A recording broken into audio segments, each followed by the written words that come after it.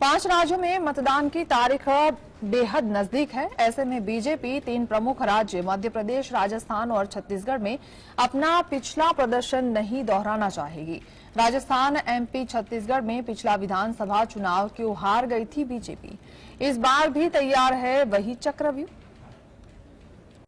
5 राज्यों में मतदान की तारीख बहुत नजदीक है। ऐसे में राजनीतिक दृष्टि से महत्वपूर्ण राजस्थान, छत्तीसगढ़ और मध्य प्रदेश में पिछले चुनाव में हार का सामना कर चुकी बीजेपी के लिए आने वाला समय भी कठिन होने वाला है।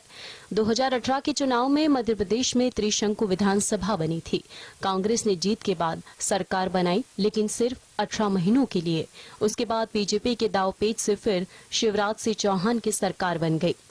राजस्थान में 2018 में हुए चुनाव में बीजेपी को करारी शिकस्त मिली थी और कांग्रेस की अशोक गहलोत की सरकार 5 सालों बाद फिर सत्ता में आई थी। वहीं छत्तीसगढ़ में साल 2018 में बीजेपी को करारी हार का सामना करना पड़ा था। सर्वे पर नजर डालें तो मध्य प्रदेश में सर्वे के मुताबिक इस बार 230 सीटों में से कांग्रेस को 113-125 सीटें, बीजेपी को 104 से 116, बसपा को 02, जबकि अन्य के खाते में 03 सीटें आ सकती है। वहीं राजस्थान में बीजेपी इस बार बाजी मारती हुई दिखाई दे रही है।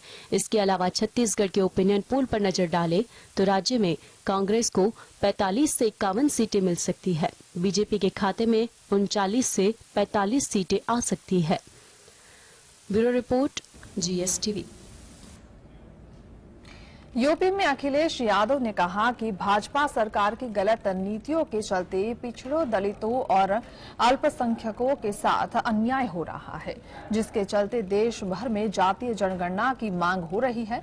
जातीय जनगणना को लेकर अखिलेश यादव क्या कहा, बड़ा दावा।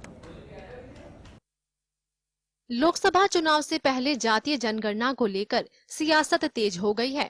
विपक्षी दल इस मुद्दे को जोर शोर से उठा रहे हैं और हर मंच पर इसकी बात कर रहे हैं। इस बीच समाजवादी पार्टी के अध्यक्ष अखिलेश यादव ने एक बार फिर से जातीय जनगणना को लेकर बड़ा दावा किया है। सपा सुप्रीमो अखिलेश यादव ने कहा कि भाजपा सरकार की गलत नीतियों के चलते पिछड़ों, दलितों और अल्पसंख्यकों के साथ अन्याय हो रहा है, जिसकी वजह से अब देश भर में जातीय जनगणना की मांग होने लगी है। हो सकता है कि चुनाव आते आते भाजपा भी जातीय जनगणना की बात करने लगे। अखिलेश यादव ने बात सपा के पिछड़ा वर्ग प्रकोष्ठ को संबोधित करते हुए कहा। उन्होंने आगे कहा कि समाज में विसंगति और असमानता को दूर करने के लिए नेताजी ने फूलन देवी को संसद पहुंचाया था। भाजपा से सावधान रहना है, भाजपा के षड्यंत्र से बचना है। लोगों के पुश्तैनी काम छीन रहे हैं। हमारी लड़ाई लंबी है, अब बूथ पर लड़ाई है। 2024 के लोकसभा चुनाव में हम सभी मिलकर भाजपा को सत्ता से बाहर करेंगे। Bureau report.